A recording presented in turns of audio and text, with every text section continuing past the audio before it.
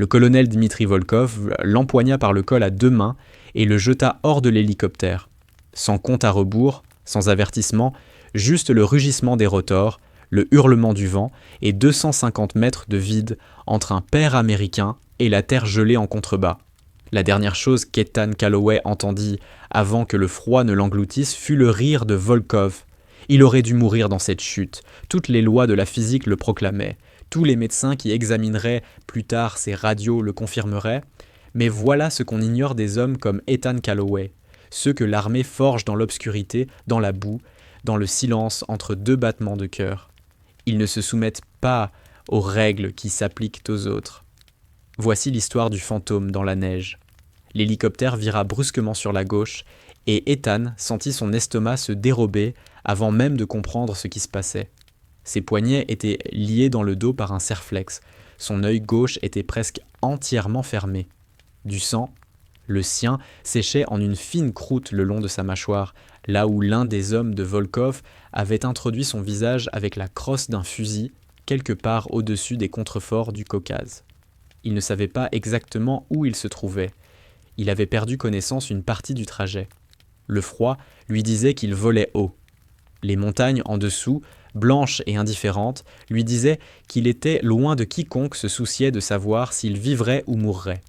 Il était assis sur le plancher du Mi-8, le dos contre le fuselage, deux gardes à ses flancs, les pieds bien écartés pour garder l'équilibre, les visages enveloppés de cagoules. Il ne lui avait pas adressé la parole depuis qu'on l'avait chargé à bord. Il n'en avait pas besoin. Le message était dans les serflex, dans l'altitude, dans la porte de soute ouverte qui claquait dans le vent comme une gueule affamée. Il était déjà mort à leurs yeux. Il n'avait simplement pas encore touché le sol. Monsieur Calloway. La voix venait de l'avant, douce, presque chaleureuse, le genre de voix qui pouvait commander le petit déjeuner et ordonner une exécution dans le même souffle, et accorder à chacun une sincérité égale. Le colonel Dmitri Volkov émergea du couloir du cockpit et passa sous une poutre de support, traversant la soute avec l'aisance décontractée d'un homme qui n'avait jamais, de sa vie entière, eu peur de quoi que ce soit. Large d'épaules, la cinquantaine bien sonnée, une moustache grise taillée au millimètre au-dessus de la lèvre et des yeux couleur de canon de fusil. Plat, méthodique, reflétant la lumière sans rien en absorber. Il s'accroupit devant Ethan et l'examina comme un boucher jauge un morceau de viande. « Vous êtes plus petit que je ne l'imaginais, » dit Volkov. Ethan ne répondit pas. « Le dossier qu'on m'a remis, 12 tirs confirmés en Ingouchie, 9 en Irak, 4 en Syrie que nous connaissons. J'attendais quelqu'un de... » Il retourna la main, cherchant le mot plus grand. « Désolé de vous décevoir. » Volkov faillit sourire. « Non, vous ne l'êtes pas. C'est justement ce qui m'intéresse chez vous. » Il se leva et s'approcha de la porte ouverte, les yeux rivés sur le vide blanc en dessous. Le vent tirait sur son manteau. Il ne scia pas. « Savez-vous pourquoi j'ai demandé qu'on vous amène à moi vivant ?» dit-il, toujours tourné vers l'abîme. « Je voulais voir votre visage. Regardez l'homme qui m'a pris Alexei avant la fin. » Ethan l'observa. Alexei Markov, officier des transmissions. Luhansk, 2 ans plus tôt. Volkov se retourna. « Mon neveu !» Il transmettait des coordonnées pour une école.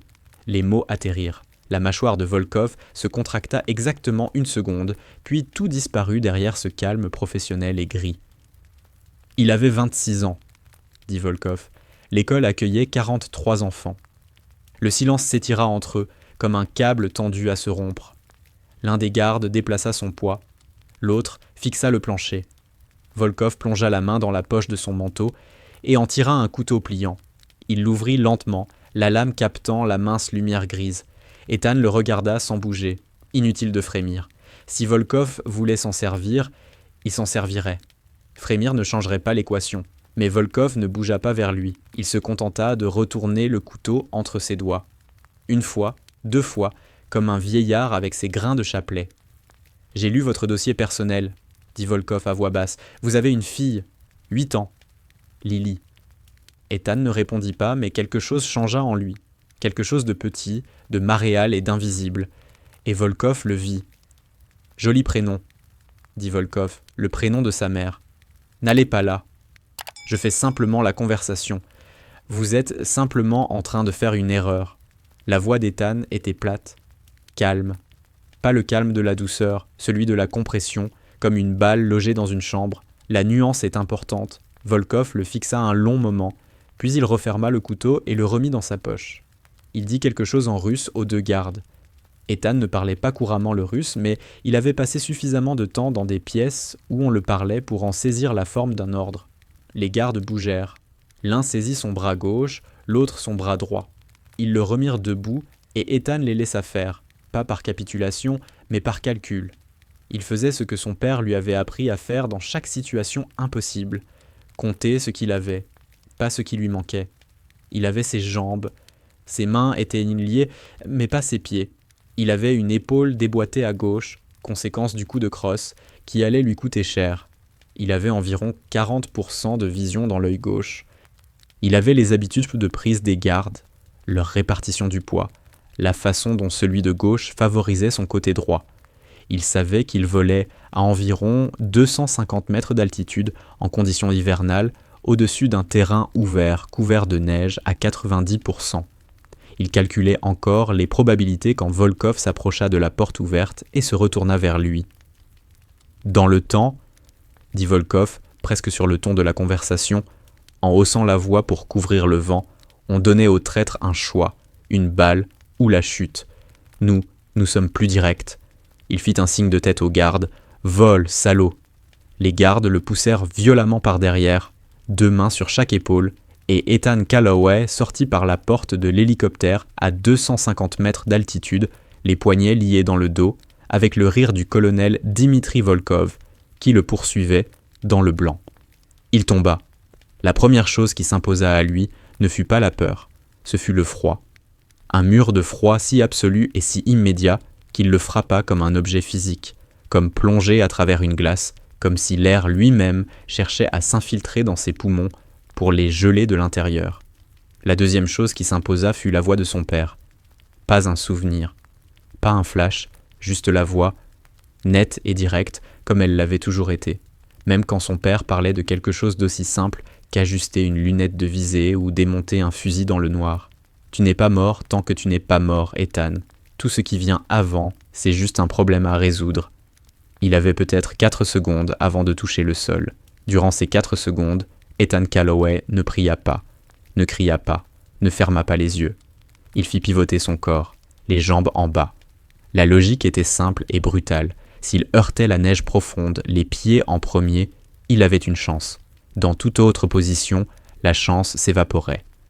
Avec les poignets liés dans le dos, contrôler la rotation relevait du supplice.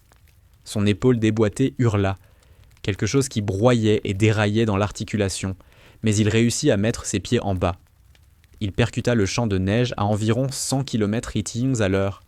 La neige était profonde, 1,20 m, peut-être davantage accumulée au fil de semaines d'hiver rigoureux. Elle ne l'arrêta pas net, rien n'aurait pu l'arrêter net, mais elle l'avala. Il perça la croûte et s'enfonça, l'impact remontant en fracas à travers les 2 jambes, sa poitrine se comprenant, sa vision virant au blanc, puis au gris, puis au noir. Il resta immobile dans la poche de neige que son propre corps avait creusée. Au-dessus de lui, l'hélicoptère n'était plus qu'un grondement lointain. Il s'éloignait. Volkov n'allait pas faire un cercle pour vérifier le corps. Les hommes comme Volkov n'en avaient pas besoin. Les hommes comme Volkov étaient incertains. Et cette certitude allait être sa première erreur. Ethan respira. Chaque inspiration était une négociation. Ses côtes protestaient en au moins 2 endroits, peut-être 3. Pas fracturées nettement. Il aurait reconnu ce son, cette sensation, mais fissurée. Il avait déjà eu des côtes fissurées à Fallujah, dans l'effondrement d'un bâtiment après un IED secondaire. Il savait respirer autour de côtes fissurées. Court, délibéré, depuis le bas du poumon. Son épaule gauche était sérieuse. La luxation avait été sérieuse avant la chute. Maintenant, avec le choc de l'impact, l'articulation était un nœud de douleur broyante qui envoyait des éclairs blancs jusqu'à sa nuque chaque fois qu'il bougeait, même légèrement. Il allait devoir s'en occuper. Pas plus tard. Maintenant. Plus tard était un luxe qu'il ne pouvait pas se permettre. Il fit passer ses mains liées sous ses hanches, plia les genoux et ramena ses bras devant lui par-dessus ses pieds. Ses épaules hurlèrent pendant toute la manœuvre. Il serra les dents et continua. Il trouva l'angle d'un rocher juste sous la surface de la neige, positionna le serflex contre le bord et scia 3 coups. 4. Le plastique tint. Il ajusta l'angle, appuya de tout son poids, et au 7e coup, le lien céda. Il resta allongé dans la neige 15 secondes. Il respirait. Ses mains étaient gris-bleu au bout des doigts. Il les ouvrit et les ferma, forçant la circulation, regardant la sensation revenir sous forme d'aiguille. Compte ce que tu as. Il avait ses bottes. Il avait son sous-vêtement thermique sous la veste qu'il n'avait pas jugé utile de fouiller correctement, parce qu'il prévoyait de le jeter d'un hélicoptère. Il avait son couteau de combat, toujours dans son fourreau à la cheville droite. Ils avaient pris son arme de poing, sa radio et son fusil. Pas le couteau, parce que le couteau était conçu pour passer inaperçu, et parce que les hommes de Volkov avaient été arrogants. L'arrogance. Deuxième erreur, il lui restait peut-être 1 heure de lumière du jour. Pas de radio, pas de moyen d'appeler l'extraction. Il se trouvait quelque part en Ukraine orientale ou en Russie occidentale. D'après le schéma de vol, son estimation le plaçait dans la région de Luhansk, territoire ennemi dans toutes les directions. Il avait des côtes fissurées, une épaule luxée, des engelures naissantes aux 2 mains et à l'oreille droite et l'œil gauche qui allait se fermer complètement dans l'heure. Il avait le couteau et quelque part, pas loin de l'endroit où il avait été capturé, si sa géographie était bonne, son équipe avait enterré une cache d'armes 14 jours auparavant. Protocole d'urgence, assurance. Son père lui avait appris à toujours avoir une assurance. Il se mit debout. La douleur était extraordinaire. Il s'y tint comme on se tient dans l'eau froide. On ne la combat pas. On l'accepte. On la laisse traverser et repartir. Combattre la douleur coûte de l'énergie. L'accepter est gratuit. Il s'orienta par le soleil, déjà bas et rouge derrière les montagnes à sa gauche. Ouest. La cache était au nord-est de sa dernière position connue, à environ 6 km. 6 km dans la neige profonde, avec des côtes fissurées, une épaule luxée, des engelures qui s'installaient. Il se mit en marche. Il trouva l'affleurement de roches noires où était enterrée la cache 40 minutes avant la nuit complète, en se déplaçant plus vite que son corps n'en avait le droit, poussé par quelque chose qui dépassait l'adrénaline, dépassait l'entraînement, dépassait même la pensée de Lily. Bien que Lily soit là aussi, toujours là, comme une aiguille de boussole qui trouve toujours le nord. Il creusa à main nue, à 20 cm de profondeur, dans la terre tassée, sous l'ombre enneigée des rochers, et ses doigts trouvèrent la mallette étanche. Il souffla une fois, lentement. À l'intérieur, un fusil de précision M24 démonté et emballé, avec 2 boîtes de munitions 7,62 x 50 et 1 mm, autant. Une trousse médicale compacte et efficace, conçue pour une personne se soignant seule sur le terrain, une radio portative d'une portée de 5 km, 2 jours de barres de ration, des chaufferettes chimiques. Il s'assit, le dos contre la paroi rocheuse, et s'occupa d'abord de son épaule. Il l'avait déjà fait 1 fois à l'entraînement, 1 fois sur le terrain. On positionnait l'articulation, on trouvait l'angle, on agissait vite, assez vite pour que les muscles n'aient pas le temps d'anticiper et de se bloquer. Il le fit. Le bruit était terrible, la sensation, pire encore. Et puis, c'était fait. L'épaule était en place.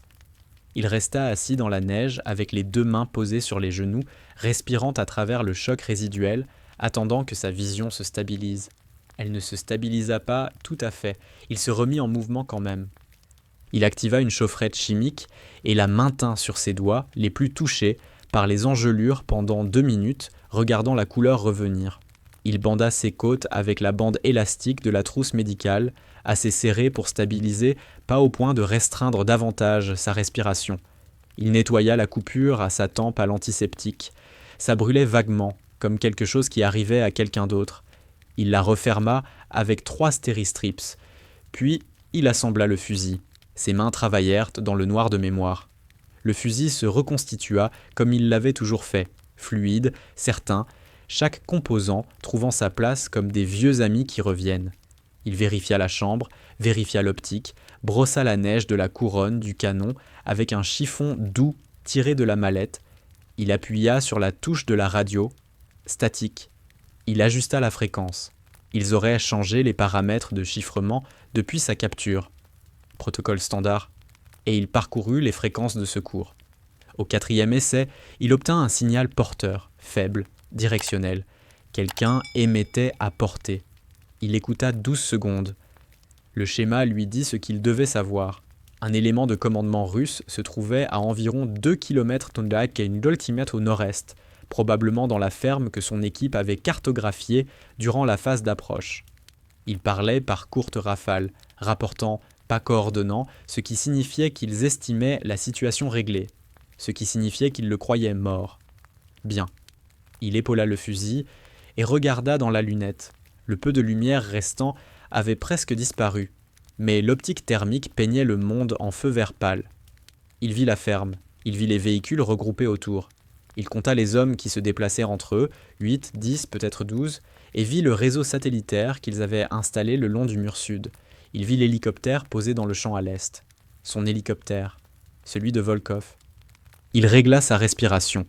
Dans la lunette, à 400 mètres, il distingua une silhouette debout près de la porte ouverte de l'hélicoptère, en train de fumer, regardant dans le vide. La silhouette se tourna légèrement vers la lumière qui filtrait des fenêtres de la ferme. Moustache grise, épaules larges, la posture d'un homme qui n'avait jamais douté de lui-même une seule seconde de sa vie. Ethan plaça les réticules sur la poitrine de Dimitri Volkov et les y maintint. Son doigt reposait contre le pontet. Pas sur la détente, contre le pontet. Il était calme. C'était ce que les gens qui ne l'avaient jamais fait ne comprenaient pas.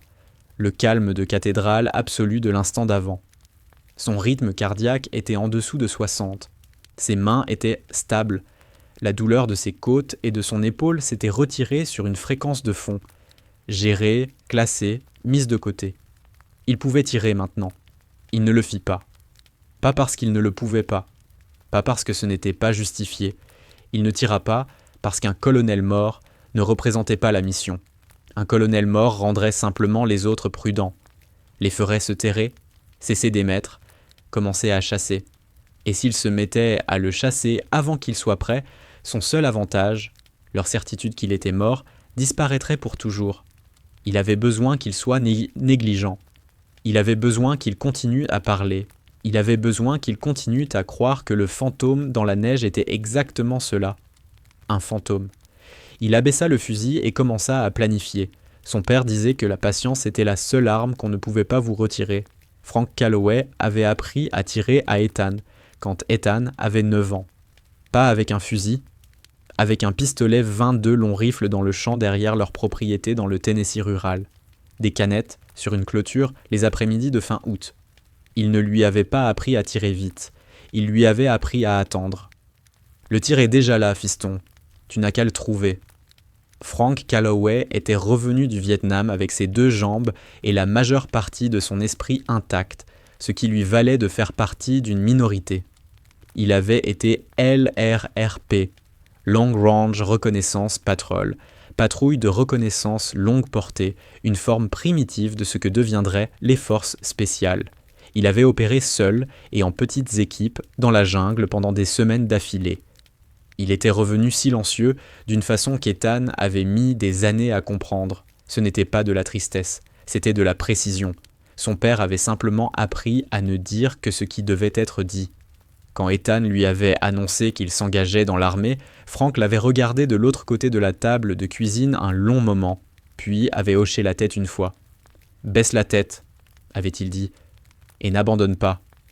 Quoi qu'il arrive là-bas, n'abandonne pas. » Il n'avait pas abandonné en Irak, pas en Syrie, pas quand Dana était partie, pas quand la paperasse lui donnait l'impression que Lily était une étrangère à qui il fallait une autorisation pour rendre visite. Pas lors des matins gris où abandonner aurait été la chose la plus facile du monde. Il n'allait pas abandonner dans la neige. Il s'installa en position au nord-est de la ferme, rampant sur le ventre sur les 100 derniers mètres, ses côtes protestant à chaque poussée vers l'avant. Il se glissa dans une dépression naturelle du terrain. Pas besoin de creuser, à environ 310 mètres du principal groupe de véhicules. Il tassa la neige autour de lui méthodiquement, ne laissant dépasser que le canon du fusil et une fente de lunettes. Il était invisible. Il le savait depuis assez longtemps pour que l'immobilité vienne automatiquement. Non pas l'immobilité forcée, pas la respiration retenue, mais l'absence authentique de tension d'un corps qui a appris à faire confiance à la position. Il régla la radio en réception et écouta. Ce qu'il capta, morceau par morceau, dans les transmissions russes, qu'il réussit à décoder partiellement, changea complètement la forme de la nuit. Ce n'était pas simplement un élément de commandement, c'était un hub de communication reliant 3 équipes distinctes opérant dans la région. Et il relayait des coordonnées actives, pas pour des cibles militaires, mais pour un village à 12 km à l'est, population civile. L'horodatage sur l'ordre indiquait 3 heures. Ethan Calloway était allongé dans la neige, dans le noir, invisible, brisé en 4 endroits différents, à 3 km des forces amies les plus proches, seul. Et il prit une décision. Il allait les arrêter, pas parce qu'on lui en avait donné l'ordre, pas parce qu'il existait un calcul rationnel qui se terminait par sa survie. Il allait les arrêter parce que son père lui avait appris que certaines choses dont on ne se détourne pas. Et parce que 43 enfants dans une école de Louhansk n'avaient jamais eu la chance de grandir. Et parce que Lily avait 8 ans, et que les filles de 8 ans méritaient un monde où quelqu'un se tenait entre elles et l'obscurité. Il plaça les réticules sur l'officier des transmissions debout, près du réseau satellitaire. Il trouva son souffle. Il trouva l'immobilité au cœur de tout. Et il tira. Le coup déchira la nuit comme un coup de tonnerre dans un ciel dégagé. L'officier des transmissions s'effondra sans un bruit. Une seconde debout, la suivante disparut, pliée dans la neige à côté du réseau satellitaire comme une marionnette dont on aurait coupé les fils. Pendant exactement 2 secondes, personne à la ferme ne bougea. 2 secondes de confusion, d'incrédulité, le cerveau humain refusant de traiter ce que les yeux venaient de rapporter. Puis, les cris commencèrent. Ethan bougeait déjà, pas en courant. Courir, c'est du bruit. Courir, c'est de la panique. Courir, c'est ce que font les amateurs quand le premier tir atterrit. Il se déplaça latéralement, bas et méthodique, glissant sa position de 40 mètres sur la droite avant que les premiers tirs de riposte ne traversent l'air là où il était allongé. Ils tirèrent sur la flamme de bouche. Il tirait sur un fantôme. Il prit sa nouvelle position, tassa la neige autour de lui en 30 secondes et retrouva la lunette. À travers l'image thermique vert pâle, il regarda la ferme s'affoler. Les hommes se déversèrent par les portes. Quelqu'un aboyait des ordres, un type de sergent, lourd, se déplaçant avec autorité, pointant les hommes vers la lisière au nord. Mauvaise direction. Ethan le suivit, le regarda envoyer 6 soldats trottiner inutilement dans l'obscurité et prit note professionnellement. L'homme était assez compétent pour organiser une réponse, mais pas assez bon pour identifier correctement l'origine du tir. Cet écart, l'espace entre compétent et suffisamment bon, c'était exactement là qu'Ethan Calloway vivait depuis 15 ans. Il trouva la cible suivante. Un autre soldat des transmissions s'activait pour remettre le réseau satellitaire en service, accroupi au-dessus de l'équipement, le dos exposé, travaillant vite. Ethan l'observa 3 secondes entières. L'homme n'était pas une gâchette, il était un relais. Si le réseau revenait en ligne, les coordonnées du village passeraient, et ce qui attendait à l'autre bout de cette transmission agirait en conséquence. Il tira. Le réseau s'effondra avec l'homme. Des étincelles dispersèrent dans la neige, brèves et orangées, puis moururent. Les cris étaient plus forts maintenant. De la peur, plus seulement de la confusion. La peur qui vient de ne pas savoir d'où arrive la mort, de ne pas voir l'ennemi, de réaliser que quelqu'un, là dehors dans le noir, a décidé que vous étiez le problème et s'emploie à le résoudre méthodiquement. Ethan changea de position, 30 mètres à gauche, plus lentement. Ses côtes étaient un mur de feu comprimé à chaque reptation et son épaule réenveloppée tenait, mais protestait. Il respira à travers, court et délibéré. Depuis la nouvelle position, il voyait l'hélicoptère. Volkov n'était plus debout à côté. Volkov était intelligent, plus intelligent que ses hommes, et Volkov s'était mis à couvert dès le premier coup. Quelque part dans ce groupe de véhicules et de corps et de soldats qui couraient, un colonel à moustache grise était tapi, calculant, essayant de reconstituer une image de ce à quoi il avait affaire. Il avait affaire à l'homme qu'il avait jeté d'un hélicoptère 6 heures plus tôt. Ethan ressentit quelque chose de proche de la satisfaction à cette pensée. Presque. Il appuya sur le bouton de la radio. 2 clics. Pause, 1 clic. Le signal d'urgence que son équipe utilisait quand la communication verbale était impossible. Un coup de dé. La portée de la radio portative était de 5 km. Et il ne savait pas où étaient les forces amies, ni même si elles étaient dans les parages. Mais les signaux voyageaient et les signaux se relayaient et son équipe connaissait ses codes. Il se remit au travail. Les soldats dans le champ commençaient à s'organiser. Ils s'étaient repliés vers les véhicules, utilisant les camions comme couverture. Bon réflexe, mauvaise exécution, parce que les camions étaient regroupés trop près les uns des autres, et qu'un homme avec de la patience et une ligne de mire dégagée pouvait travailler dans les espaces entre eux comme on enfile une aiguille. Ethan identifia le schéma. Il ne se précipita pas. Son père avait un dicton. L'homme qui bâcle le tir assume la faute. Il tira 4 fois supplémentaires au cours des 20 minutes suivantes, chaque coup délibéré, chacun placé exactement là où il le voulait. Il n'essayait pas de tuer tout le monde. Il s'employait à démanteler la structure de commandement. Les officiers, les sous-officiers, les hommes avec des radios et des cartes, et l'autorité de prendre des décisions. Une armée sans son système nerveux ne combat pas. Elle panique. Il effectuait une chirurgie. Après le 4e coup, une voix coupa le bruit, du russe aboyé, net et maîtrisé. Elle arrêta le désordre un moment. Ethan n'avait pas besoin de comprendre chaque mot pour comprendre le ton. Quelqu'un avait repris le commandement. Il ajusta la lunette, trouva la source de la voix. Dmitri Volkov avait émergé de derrière le véhicule de tête. Il se tenait en couverture partielle, une épaule derrière le bloc moteur du camion, l'autre exposée, parlant dans une radio portative. Son visage était de profil, sa posture était différente de tout à l'heure, plus tendue, plus rapide. L'animal sous l'uniforme du colonel montrait à travers. Il n'avait pas peur. Ethan pouvait le lire même à travers l'optique thermique. Volkov était en colère. Et il appelait des renforts. Ethan plaça les réticules sur l'épaule exposée de Volkov et maintint. Il avait le tir. Il pouvait le prendre. À cette distance, dans ces conditions, avec ce fusil, il avait placé des balles sur des cibles plus petites que l'épaule de Volkov, depuis plus loin, avec moins de lumière, avec plus de douleur. Il tint les réticules là pendant 3 secondes entières, puis il les déplaça de 15 cm vers la gauche et mit la balle dans la radio de Volkov. L'appareil explosa de la main du colonel. Volkov pivota derrière le bloc moteur et Ethan entendit, même à 300 mètres, même à travers le vent, le son guttural d'un homme qui vient de comprendre quelque chose de nouveau sur sa situation. Il comprenait maintenant. Quelqu'un ne tirait pas simplement sur ses hommes. Quelqu'un choisissait ce qu'il détruisait et ce qu'il laissait intact. Quelqu'un était en contrôle. C'était le message. J'aurais pu vous tuer. J'ai choisi de ne pas le faire. Réfléchissez à ce que cela signifie. Ethan changea de position une 3e fois. Son corps entrait dans la zone où la douleur devient administrative, toujours présente, toujours constante, mais qui n'est plus la chose la plus forte dans la pièce. Son esprit avait élaboré un système de classement. Voici l'épaule, voici les côtes, voici les engelures, à la main droite, voici l'œil. Il vérifiait chacun comme un pilote vérifie ses instruments. Tous présents, tous gérables, aucun n'allait l'arrêter. Il était à 280 mètres de la ferme maintenant, repositionné dans un fossé peu profond qui lui donnait un léger avantage en hauteur. Il pouvait voir 3 des 4 positions de véhicules. Il pouvait voir l'hélicoptère. Il pouvait voir 2 hommes qui rampaient vers la lisière au nord. Une tentative d'encerclement, trop large, trop lente. Il observa les flanqueurs sans les engager. Pas encore. S'il les engageait maintenant, les autres localiseraient donc sa position en 20 secondes. Il les laissa ramper. Il avait le temps.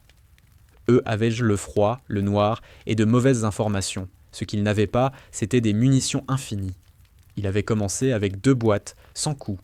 Il en avait tiré 6, 94 restants, ce qui semblait beaucoup jusqu'à ce qu'on considère qu'il était seul face à ce qui comptait maintenant, après recompte, 17 combattants ennemis et des renforts en route. Volkov avait atteint quelqu'un avant que la radio soit détruite. Ethan en était certain. Il devait faire quelque chose que l'ennemi n'attendrait pas. Il appuya sur la touche de la radio. Cette fois, il n'utilisa pas de code. Il passa sur un canal ouvert, non sécurisé, en clair et par là. Volkov. Un silence. Puis une voix qui revint, prudente, presque curieuse. Calloway. L'accent était lourd, mais l'anglais était précis. Vous êtes mort, vous êtes tombé de 250 mètres, 260 en fait, à peu près. Vos hommes sont mauvais en maths. Pause. Où êtes-vous ? Assez près. Autre pause, plus longue. Quand Volkov reprit la parole, le ton avait changé, pas plus doux, mais plus honnête, comme un homme qui avait cessé de jouer la comédie et avait commencé à réfléchir. « Qu'est-ce que vous voulez, Calloway ?» ?»« Les coordonnées que votre homme transmettait avant que je l'arrête. Quel village ?» Silence. « Volkov. »« Le village. » « Vous êtes un homme seul avec un fusil et vous avez mis hors de combat 7 opérateurs et un réseau satellitaire. Vous voulez continuer à faire du calcul ? On peut faire du calcul. » Il perçut quelque chose en arrière-plan de la transmission de Volkov, une voix qui posait une question en russe, et Volkov qui répondait par une courte rafale nette. Puis Volkov revint sur le canal. « Les soldats meurent à la guerre, dit Volkov. Les villages brûlent à la guerre. Ce n'est pas nouveau. Je vais vous le demander une dernière fois. Et si je ne réponds pas, vous tirez sur plus de mes hommes. Allez-y. J'en ai d'autres qui viennent. Vous avez quoi ? Un fusil. Combien de balles ? La voix était stable. Volkov effectuait son propre calcul. Vous êtes courageux, Calloway. Je respecte les hommes courageux. Mais les hommes courageux meurent comme les lâches. Le calcul, comme vous dites, n'est pas en votre faveur. Ethan écoutait, non pas les mots, mais l'arrière-plan. Dans le bref moment où Volkov avait parlé à l'autre voix, il avait saisi un fragment, un nom et un mot qu'il connaissait grâce à ses briefings opérationnels sur la région. Marivka. Il posa la radio et parcourut mentalement la carte de la région. Marivka, un village d'environ 300 habitants, à 12 km à l'est, dans une vallée fluviale. Agricole, aucune valeur militaire. Le genre d'endroit qui existait dans les angles morts de l'attention de la guerre. Le genre d'endroit qu'on frappe pour envoyer un message. Il devait aller plus vite maintenant. Il trouva d'abord les flanqueurs. Ils avaient atteint la lisière nord et progressaient le long d'elle, encore trop loin sur les côtés. Il les observa dans la lunette et laissa s'installer un pragmatisme froid. Ils étaient jeunes. Tous deux se déplaçaient comme des hommes entraînés récemment et déployés trop vite. Ce n'étaient pas des vétérans. Ils suivaient des ordres. Il attendit qu'ils soient à moins de 20 mètres l'un de l'autre, puis mit un coup entre eux. Pas sur eux, entre eux. Assez près pour que la neige explose à leurs pieds. Ils plongèrent et ne se relevèrent pas. Cloués, pas tués. Il avait besoin qu'ils soient paralysés de peur, pas morts, et pas en train de rapporter sa position. Puis, il bougea vite, plus vite que son corps ne le voulait, décrivant un large arc au sud-est, en dehors des lignes de mire directes depuis les véhicules. Ses côtes envoyèrent une protestation aiguë jusqu'à son flanc gauche, qui faillit le faire plier à 40 mètres. Il s'arrêta, pressa les 2 mains sur ses genoux et respira à travers. Dedans, dehors. La douleur monta et reflua comme une vague. Il continua. L'hélicoptère était son plan. Pas pour s'échapper, pas encore. Il ne savait pas le piloter assez bien pour que ça serve. Mais parce que l'hélicoptère avait un système radio dont la portée faisait passer le sien pour une boîte de conserve sur une ficelle, chiffrée militaire, et actuellement sans surveillance parce que tous ceux qui auraient dû le garder étaient soit hors de combat, soit en train de gérer le chaos qu'Ethan avait fabriqué. Il atteignit l'hélicoptère en 4 minutes. Il grimpa dans le cockpit, retira son gant droit avec les dents et travailla le panneau radio. Ses doigts étaient maladroits à cause du froid, mais fonctionnel. 2 ans plus tôt, au cours d'une mission en Azerbaïdjan, il avait passé un après-midi à apprendre l'agencement des communications d'un Mi-QI grâce à un chef d'équipage complaisant qui devait une faveur à son équipe. Il trouva le canal longue portée. Il appuya sur la touche. Toute station. Toute station. Ici Blackthorn Actual sur fréquence d'urgence. Je répète, Blackthorn Actual. Je suis à...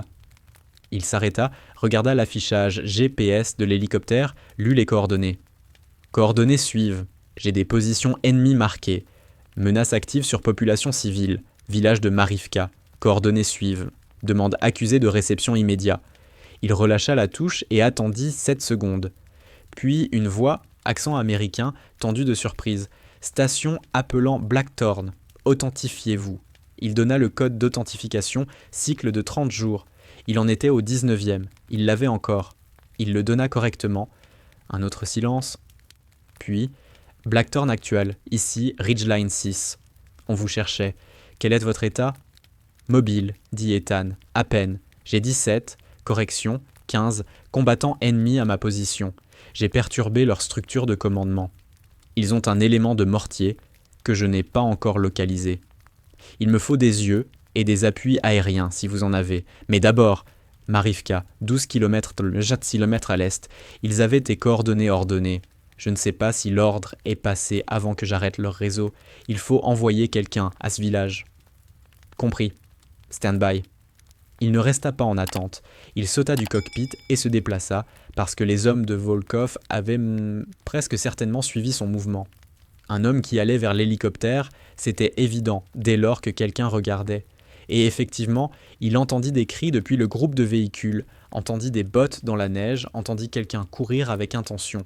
Il fut à 15 mètres de l'hélicoptère et alla à plat ventre dans la neige, lunettes levées, observant. 2 soldats arrivèrent abournant du côté sud des véhicules au trot, armes levées. Ils atteignirent l'hélicoptère. L'un grimpa dans le cockpit, l'autre prit position à côté du patin d'atterrissage, scrutant le noir. Ethan les observa et ne bougea pas. Il avait assez de la neige sur lui dans les 30 secondes avant de s'allonger. Il était invisible. Le soldat scrutait à gauche, à droite, en avant. Il était à 12 mètres d'Ethan. Il ne le vit pas. La radio crépita à sa hanche. Il avait baissé le volume avant de quitter l'hélicoptère, mais pas coupé le son, et la transmission parvint quand même comme un murmure. Il pressa sa main dessus pour l'étouffer davantage, et écouta. Blackthorn actual. Ridgeline 6. Des avions d'appui sont en route pour Marivka. 22 minutes. On a votre position. On repositionne la QRF à votre emplacement. ET à 45 minutes. Pouvez-vous tenir ? Le soldat près de l'hélicoptère continuait à scanner. Ethan appuya une fois sur la touche d'émission. Un seul clic. 45 minutes. Il devait tenir cette position, garder l'ennemi suffisamment désorganisé pour qu'il ne se reconstitue pas en quelque chose de cohérent, et le faire sans se faire tuer pendant 45 minutes. Ça le fit presque rire. Ça sortit comme une expiration contrôlée qu'il pressa dans la neige sous son visage. Puis, la voix de Volkov traversa la nuit. Pas à la radio cette fois, mais en direct, debout, quelque part dans l'obscurité au-delà des véhicules, parlant fort et clairement en anglais. Pas pour ces hommes, pour Ethan. Calloway, je sais que vous m'entendez. La voix se déplaçait lentement, de la façon dont un homme se déplace quand il essaie de trianguler en écoutant une réaction. Je vais vous proposer quelque chose que je n'ai jamais proposé à personne. Partez. Prenez n'importe quel transport que vous pouvez trouver. Rentrez chez votre fille. Lily. Oui, 8 ans. Une pause. Elle a besoin de son père. Ethan ne bougea pas. J'annule l'équipe de mortier. Je consigne mes hommes. Personne d'autre n'a besoin de mourir cette nuit. La voix de Volkov se rapprocha. Pas de la position d'Ethan, mais du périmètre, à 30 mètres peut-être, peut-être moins. Vous n'avez plus rien à prouver. Vous êtes tombé d'un hélicoptère et vous avez survécu, et vous vous êtes battu en retour. C'est l'histoire. C'est assez. Soyez intelligent. Rentrez chez vous. Le soldat près de l'hélicoptère s'était retourné, écoutant la voix de Volkov. Ethan était allongé dans la neige et pensait à Lily. Non pas à la Lily abstraite qu'il avait fait avancer toute la nuit, la Lily boussole, la chose vraie. Il pensait à la Lily spécifique, ordinaire. Lily qui se disputait pour l'heure du coucher. Lily qui prononçait mal Triceratops et refusait d'être corrigée. Lily qui s'endormait dans le pick-up, sur le chemin du retour de quelque part, et qu'il fallait porter à l'intérieur. La tête sur son épaule, un poids mort, une confiance absolue. Il pensait à la dernière chose qu'elle lui avait dite avant ce déploiement. Elle lui tenait la main à l'aéroport et le regardait avec une expression qui essayait d'être courageuse sans tout à fait y arriver. Et elle avait dit « Tu vas revenir, hein ? Tu reviens toujours. » Et il avait dit « Toujours. » Il allait tenir parole, ce qui était exactement la raison pour laquelle il ne partait pas. Parce que Marivka avait des filles de 8 ans et des femmes de 30 ans et des garçons de 17 ans qui avaient toute la vie devant eux. Et il méritait quelqu'un qui comprenait que certaines choses dont on ne se détourne pas. Il appuya sur la touche de la radio. Cette fois, il parla. Volkov, une pause. Oui, vous avez dit que votre neveu avait 26 ans. Un temps. Oui. Je suis désolé qu'il soit parti, dit Ethan. Et il le pensait. Pas pour ce qu'Alexei Markov faisait, pas pour l'école ni les coordonnées, mais pour la partie à 26 ans. Pour la partie qui n'avait rien choisi de tout ça. Je suis désolé que son oncle l'ait pointé vers une école. Le silence qui suivit était différent des autres, plus lourd. Volkov ne dit rien pendant si longtemps qu'Ethan crut que la transmission avait coupé. Puis, il croyait en ce qu'il faisait. La plupart des gens croient en ce qu'ils font, dit Ethan. Ça ne rend pas les choses justes. Encore un long silence. Je ne peux pas annuler l'équipe de Mortier, dit Volkov finalement. Sa voix était plate. Quelque chose s'était résolu en lui. Quel que soit le calcul qu'il effectuait, il avait atteint sa conclusion. Ils ont déjà leurs ordres. Où sont-ils ? Lisière sud-est, 4 hommes. Ils ont l'ordre de tirer sur votre position quand je donne le signal. Une pause. Je vous le dis parce que vous êtes un soldat, pas parce que je suis devenu sentimental, parce que vous méritez de savoir d'où vient le coup. Et le signal ? Je ne le donnerai pas, dit Volkov. C'est ce que je peux vous offrir. Je ne donnerai pas le signal, mais je ne peux pas les rappeler. L'homme qui dirige cette équipe ne répond plus à ma radio. Un son qui ressemblait à un bref rire sans joie. Vous vous en souvenez ? Vous l'avez détruite. Lisière sud-est, répéta Ethan. 4 hommes, position de Mortier. Oui. À quelle profondeur dans les arbres ? Calloway ? Volkov, à quelle profondeur ? Une très longue pause. Le genre de pause où un homme prend une décision sur qui il est. 60 mètres depuis la lisière, sur une légère éminence, ils ont un type 82 et 40 obus. Ethan effectuait déjà la géométrie. Merci. Ne me remerciez pas. Nous sommes toujours ennemis. Je sais. Il bougeait déjà vers le sud-est. 60 mètres depuis la lisière sud-est, sur une légère éminence. 4 hommes et un mortier type 82. Ethan courait les chiffres tout en se déplaçant, restant bas, utilisant les dépressions naturelles du terrain pour se maintenir sous les lignes de visée depuis la ferme. Ses côtes avaient cessé d'émettre des plaintes individuelles pour se fondre en une seule protestation unifiée qui irradiait de son côté gauche à chaque pas. Il avait arrêté de l'entendre, comme on cesse d'entendre une alarme de voiture qui retentit depuis 1 heure. C'était là. Ça ne l'arrêtait pas. Il comprenait avec une absolue clarté qu'il avait un avantage, un seul, et que c'était suffisant. Un homme informé qui avance avec intention vers 4 hommes non informés est un problème mathématique à réponse prévisible, à condition que l'homme informé ne gaspille pas ce qu'il a. Il ne le gaspilla pas. Il atteignit la lisière en 7 minutes et s'immobilisa au bord, dos contre le premier tronc épais, à l'écoute. La forêt était des pins, assez dense pour avaler le son, et pendant un moment, il n'entendit que le vent dans les branches et le rythme lointain et sourd de son propre cœur. Puis des voix, 2, qui parlaient discrètement en russe. À 40 mètres, peut-être 45, ses yeux s'adaptaient davantage à l'obscurité. Il pouvait distinguer la forme terne du tube de mortier contre le ciel d'un gris vague. Un homme accroupi à côté, ajustant quelque chose, 2 debout. Un 4e assis sur un tronc tombé, le dos tourné à Ethan, tenant une radio. Le 4e homme était le problème. Ethan ne trouvait pas le 4e homme. Il attendit. La patience n'est pas passive, elle est de l'attention active, l'acte délibéré de refuser de bouger jusqu'à ce que le tableau soit complet. Son père avait passé tout un été à le lui enseigner quand Ethan avait 12 ans, assis dans des affûts avant l'aube, lui apprenant que le moment où tu penses avoir tout vu est exactement le moment où tu as manqué quelque chose d'important. Il attendit 40 secondes, 45. Le 4e homme se matérialisa derrière un arbre à 10 mètres sur sa gauche, marchant vers les autres en remontant sa ceinture. Appel de la nature. Ethan le suivit sans bouger, sans respirer différemment, et l'intégra au tableau. Maintenant le tableau était complet. Il bougea. Il prit le 4e en premier, celui qui revenait des arbres, le plus isolé, le plus vulnérable, avec une technique qui ne fit aucun bruit et n'utilisa aucune munition. 30 secondes, propre, et l'homme était au sol. Ethan le descendit lentement sur les aiguilles de pin. L'opérateur radio vint ensuite. Ethan couvrit 20 mètres dans le temps qu'il fallut à l'un des hommes debout pour dire quelque chose qui fit rire doucement l'autre. Et au moment où le rire s'éteignit, l'opérateur radio était à terre. L'un des hommes debout se retourna. Dmitri. Ethan était déjà derrière le tube de mortier. Ce qui se passa dans les 90 secondes suivantes fut rapide, bruyant et inévitable.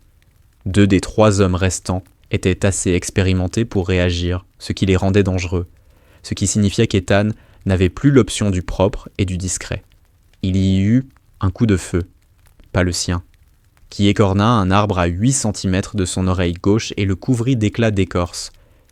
Il y eut une lutte qui lui coûta une coupure rouverte au-dessus de l'œil et un genou enfoncé dans ses côtes bandées qui envoya un éclair d'agonie à travers sa poitrine et faillit lui couper les jambes.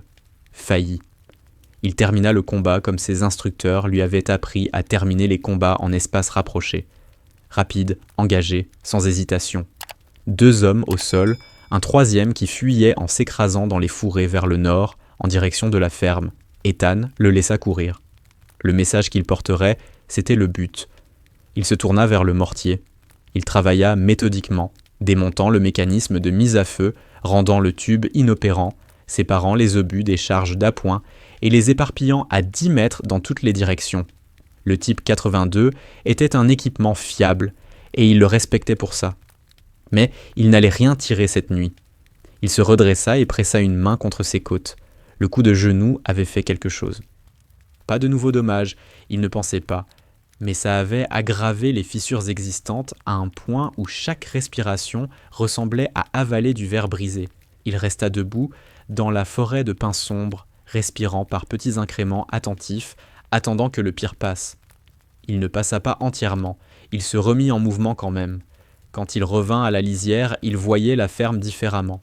Le soldat en fuite l'avait atteinte. Il l'entendait, dans le pic soudain des voix, dans le mouvement des hommes, dans la façon dont le projecteur du camion de tête balayait en arc large vers le sud-est. Il savait que l'équipe de mortier était hors de combat. Il savait qu'il avait été dans la forêt. Et maintenant, pour la première fois, il pouvait lire quelque chose dans le langage corporel des hommes autour de ces véhicules, quelque chose qui n'y était pas avant. Il avait observé des formations ennemies pendant 15 ans.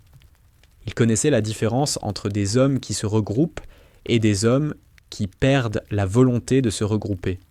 C'était une différence subtile, une légère traîne dans les mouvements, une hésitation avant de suivre un ordre, la façon dont les yeux commencent à chercher des sorties plutôt que des menaces.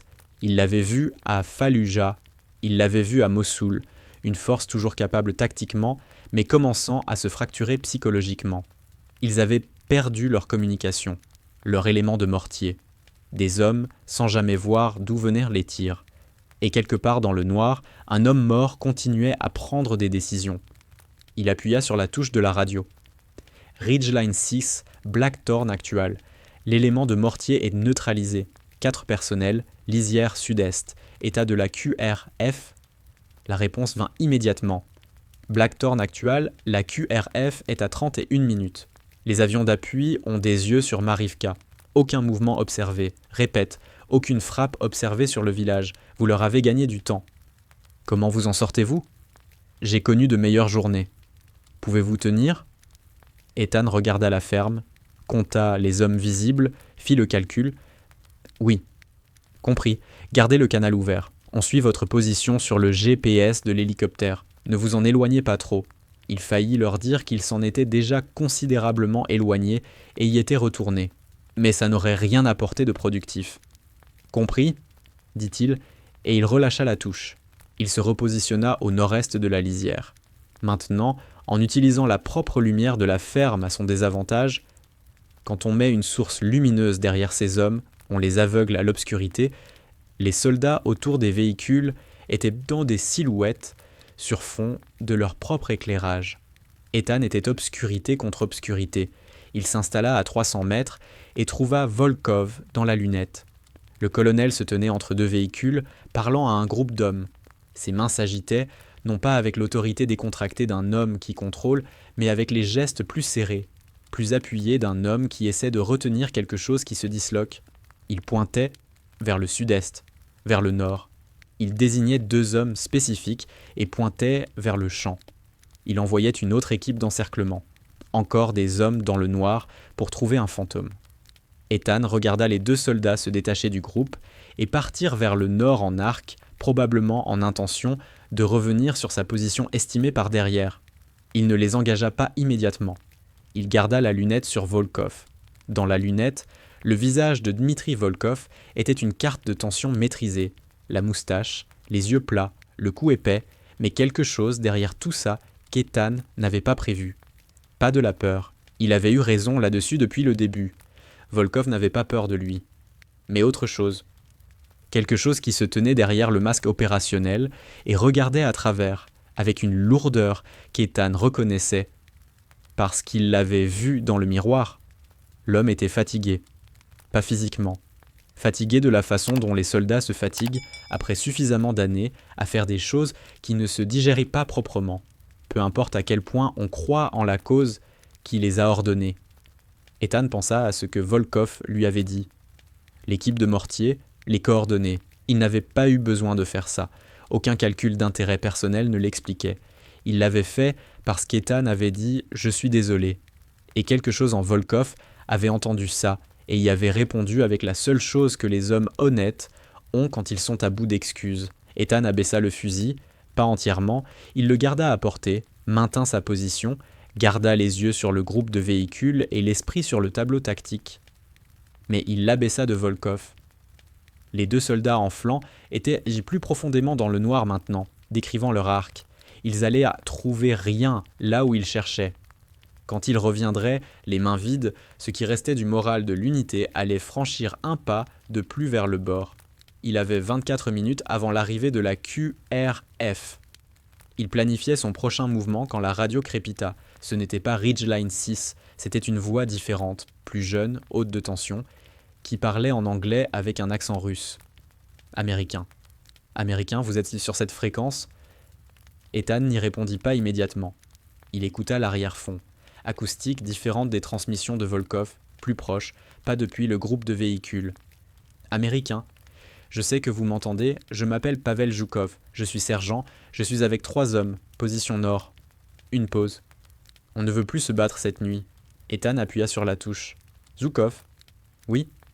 Le soulagement dans la voix était palpable, même à travers les parasites. Vous êtes réel. On pensait peut-être que... On ne savait pas combien vous étiez. Combien pensez-vous qu'il y en a ?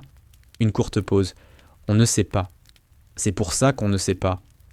Les hommes disent que c'est toute une équipe fantôme. Il s'arrêta. Mais c'est juste vous, non ? Ethan ne dit rien. Peu importe, dit Zhukov, et sa voix se déplaça vers quelque chose de plus direct, de plus personnel. J'ai une femme à Saratov, j'ai un fils de 4 ans. Je me suis engagé pour défendre une frontière, pas pour... Il s'arrêta. Je ne veux pas mourir dans ce champ pour une coordonnée sur une carte. Alors ne mourrez pas. Posez vos armes. Restez où vous êtes. Quand les forces américaines arriveront, restez immobiles. Montrez vos mains. Ne dites rien d'agressif. Vous pouvez faire ça ? Et Volkov ? Volkov est mon problème, pas le vôtre. Une très longue pause. Ils sont 3 avec moi. Je ne peux pas parler pour eux tous. Parlez-leur, dit Ethan. Vous avez 20 minutes. Utilisez-les. Il relâcha la touche.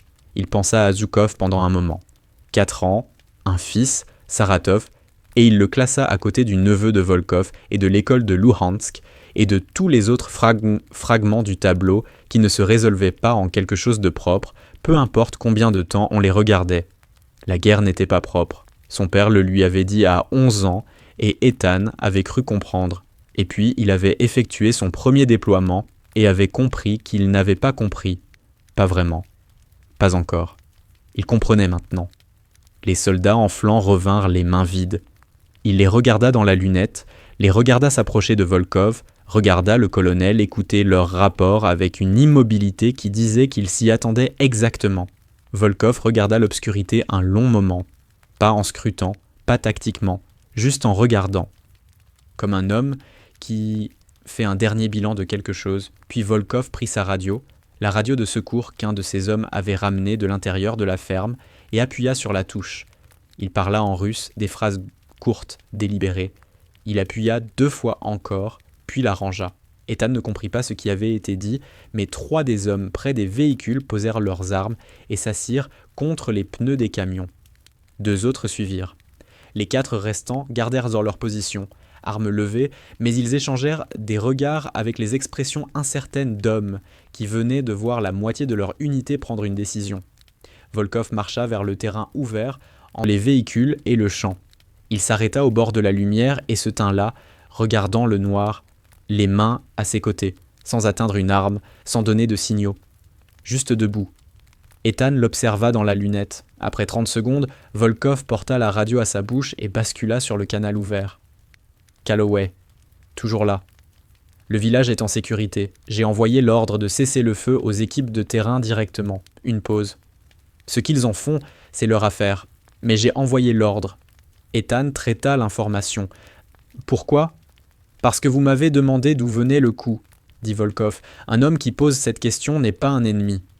C'est un soldat. Il fit une pause.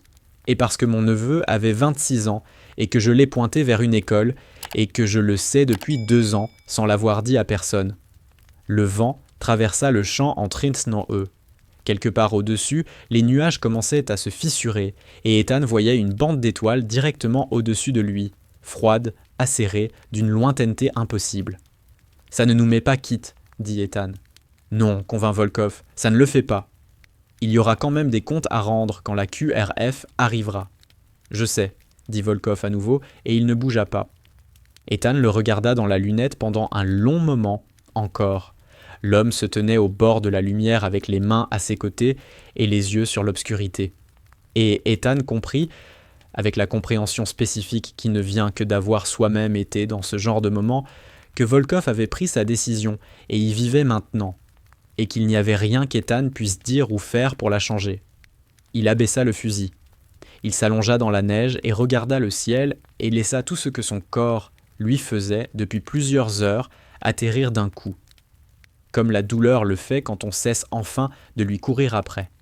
Ses côtes étaient une fournaise, son épaule brûlait profondément dans l'articulation, ses mains étaient grises au bout des doigts et son oreille droite avait cessé de faire mal, ce qui était soit une bonne nouvelle, soit une mauvaise, et il suspectait la mauvaise.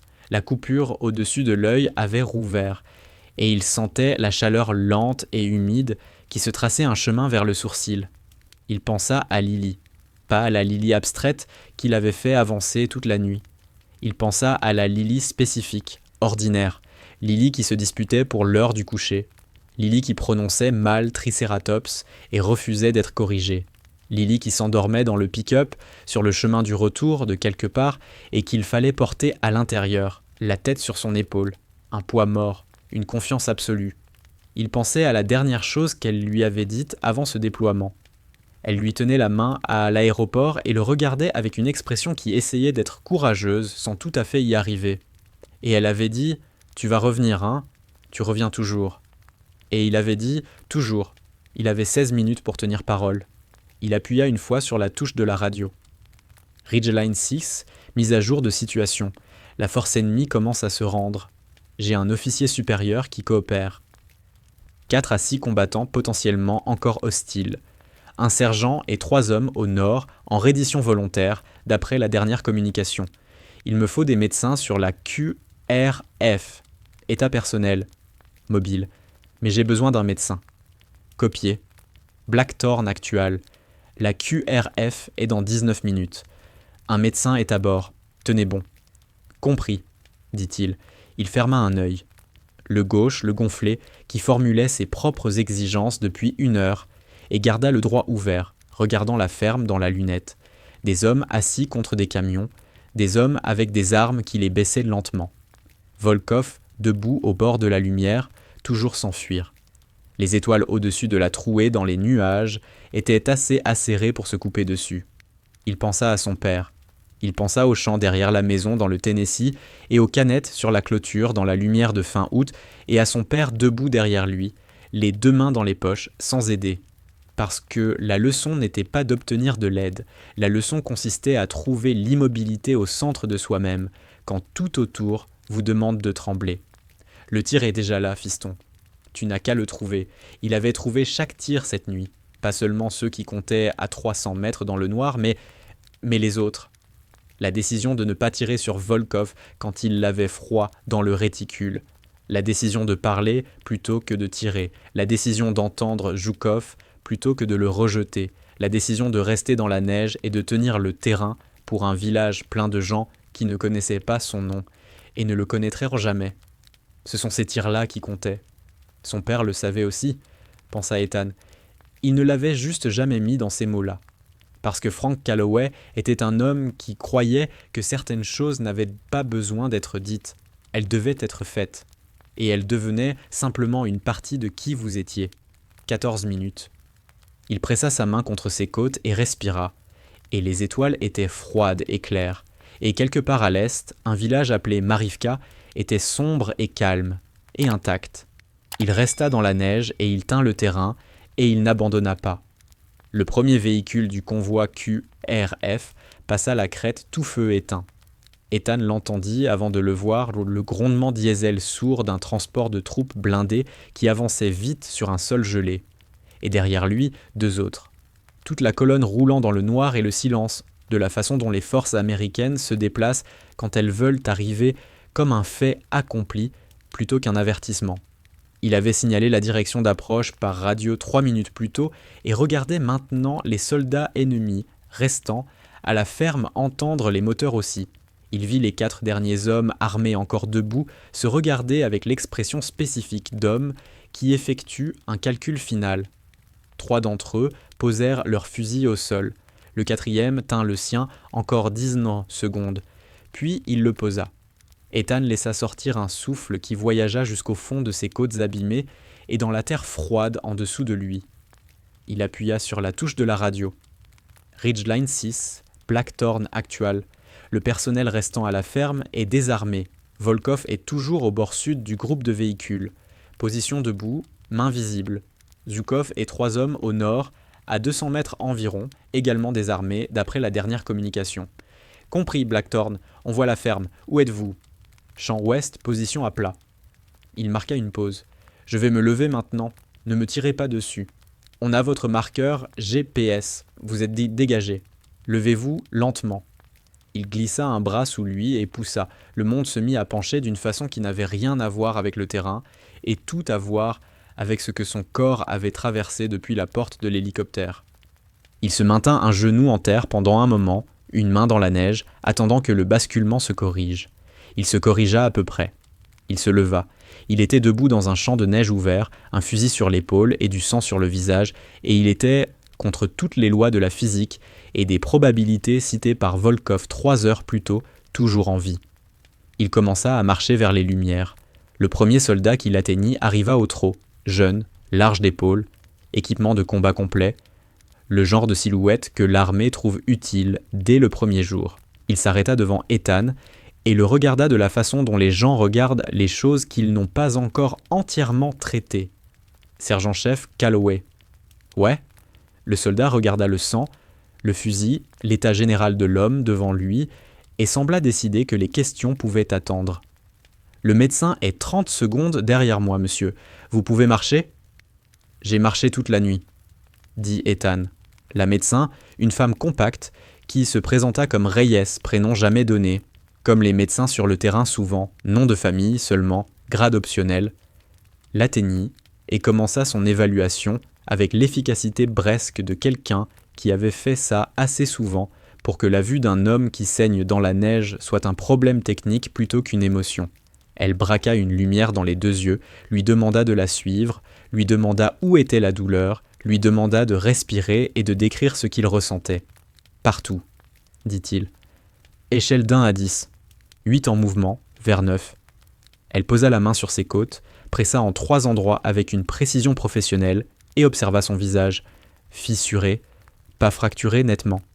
2, peut-être 3. L'épaule a été remise en place récemment, il y a 4 heures environ. Vous-même ? Oui.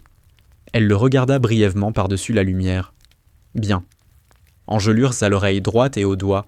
Les 2 mains, superficielles à partielles. Vous avez pris ça à temps. La lacération au-dessus de l'œil nécessite une fermeture, pas juste des stéristrips. Elle fouillait déjà dans sa trousse. Vous avez une commotion cérébrale, légère à modérée. Je veux que vous vous allongiez. J'ai besoin d'être debout quand ils amènent Volkov. Reyes le regarda à nouveau. Ce regard était différent, évaluant non pas ses blessures, mais ses raisons. Quoi qu'elle trouve, elle l'accepta.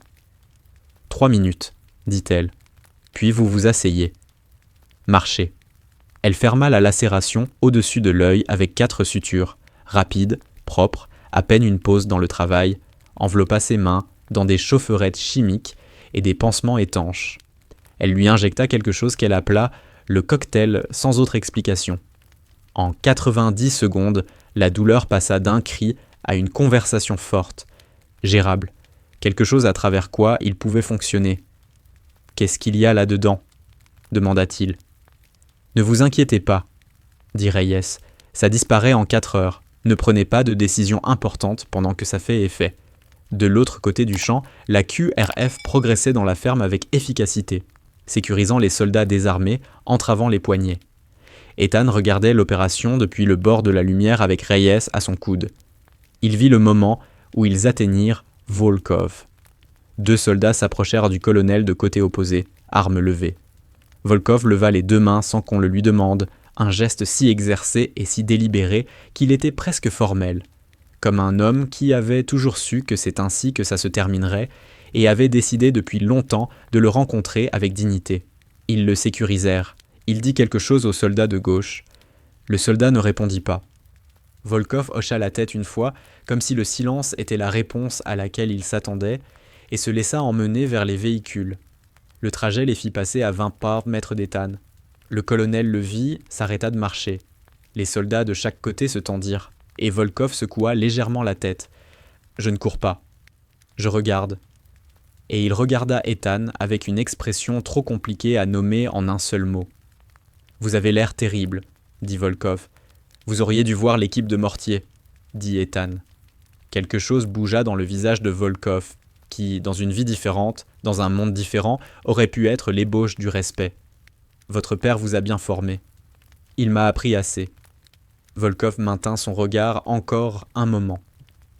Mon neveu croyait en quelque chose, peut-être dans la mauvaise chose, mais il croyait. Il s'arrêta. Je voulais que vous sachiez que j'ai compris ça quand vous m'avez dit ce qu'il ciblait. J'ai compris. J'ai juste... Il s'arrêta à nouveau. Je ne pouvais pas le dire. Pas à ce moment-là. Je sais, dit Ethan. Les soldats firent avancer Volkov et il alla sans résistance. Ethan le regarda partir et porta le poids compliqué du moment. La façon dont on porte quelque chose de lourd qu'on sait devoir poser un jour, mais qu'on n'est pas encore prêt à lâcher. Le sergent Pavel Djoukov et ses 3 hommes arrivèrent du nord 12 minutes plus tard, main levée, se déplaçant lentement et soigneusement, de la façon dont les gens se déplacent quand ils veulent être très clairs sur leurs intentions. Djoukov était plus jeune qu'Ethan ne s'y attendait d'après la voix. Mid-vingtaine peut-être, avec un visage qui n'avait pas encore décidé quel genre de visage il allait être pour le reste de sa vie. Il balaya les silhouettes au niveau des véhicules de la QRF jusqu'à trouver Ethan, et quelque chose en lui se stabilisa visiblement. « Vous êtes réel ?» dit Djoukov. « Vous continuez à dire ça. C'est toujours une surprise. » Il regarda autour de lui, les prisonniers sécurisés, les soldats américains, la ferme avec ses lumières allumées et sa structure de commandement démantelée. « Mon fils s'appelle Misha, » dit-il, 4 ans. Il le dit comme un homme dit une prière, pas pour quelqu'un d'autre, juste parce qu'il devait le dire à voix haute. « Je sais, » dit Ethan, « vous me l'avez dit. Je voulais le dire à nouveau. » Djoukov croisa son regard. « Merci. » Ethan hocha la tête. Il n'y avait rien à ajouter à ça, alors il n'ajouta rien. Reyes toucha son bras. « Asseyez-vous maintenant. » Il s'assit. Il s'assit sur le marchepied du transport de troupes blindées, son fusil sur les genoux, les mains enveloppées, les côtes bandées, Reyes qui surveillait son pouls de 2 doigts sur le poignet. Et il regarda la QRF finir de sécuriser le site avec le détachement attentif d'un homme qui tourne sur de l'énergie empruntée et sait que la dette va bientôt être exigible.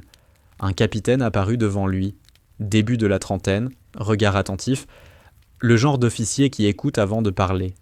Il s'accroupit au niveau des yeux d'Ethan, ce qu'Ethan apprécia. Ça voulait dire que l'homme ne jouait pas l'autorité. « Capitaine Briggs, » dit-il, « on vous cherchait depuis que le rapport de capture est arrivé il y a 16 heures. Votre équipe vous croyait mort. »« Moi aussi, » dit Ethan. « Tous les deux, on avait tort. »« Vous pouvez me donner la version courte de ce qui s'est passé ?» Ethan lui donna la version courte. La porte de l'hélicoptère, la chute, la cache, le réseau satellitaire, l'équipe de mortier, les conversations radio avec Volkov, la reddition. Briggs écouta sans interrompre, la marque de quelqu'un qui voulait vraiment de l'information plutôt que la confirmation de ce qu'il pensait déjà.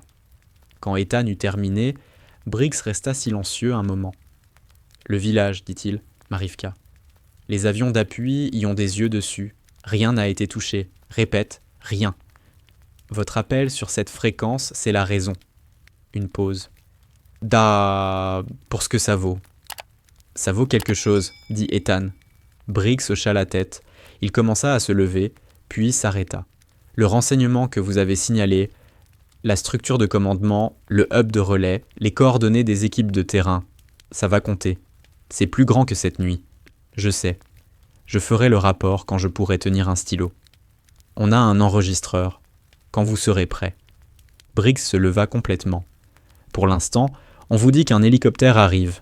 Pas par la porte cette fois. Briggs faillit sourire. On va s'en assurer. L'hélicoptère qu'on lui attribua était un Black Hawk américain, propre, sentant l'huile hydraulique et cette propreté institutionnelle particulière de l'aviation militaire.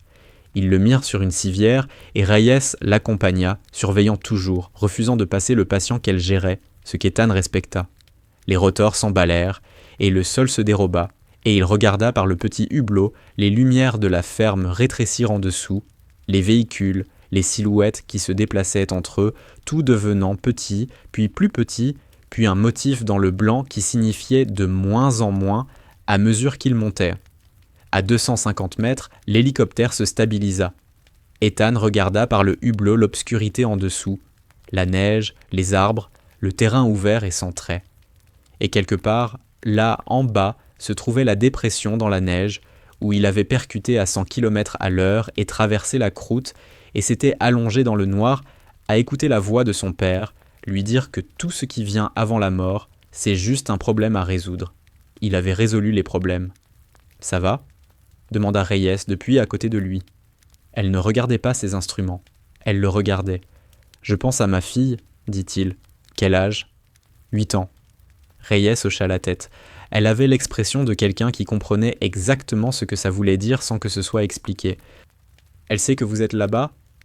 Elle sait que je suis déployé, pas les détails. »« Bonne politique, » dit Reyes.